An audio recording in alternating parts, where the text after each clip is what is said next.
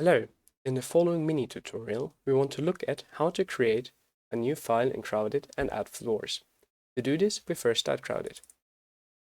Once Crowded has started, we can either open all projects here, or we can create a new project by pressing this button. For a new project, we first have to determine where the project should be saved. I'm selecting the desktop here, and now we have to choose a suitable name. If we are satisfied with the name, we can confirm the selection by pressing Enter or by clicking Save. Now we need to add a floor. For this, if you use software like AutoCAD or anything similar, we need a DXF file, or if we use Vectorworks, a floor file. I have my floor file on the desktop.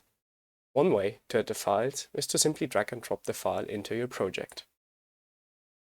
Second option is to click Edit, Import Floor, and then navigate to the location where you store your floor file.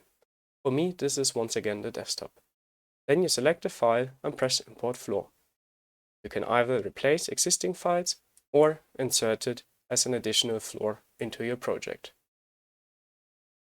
I hope the tutorial was helpful, and if you have any further questions, it's always worth accessing the documentation via help. Have fun simulating.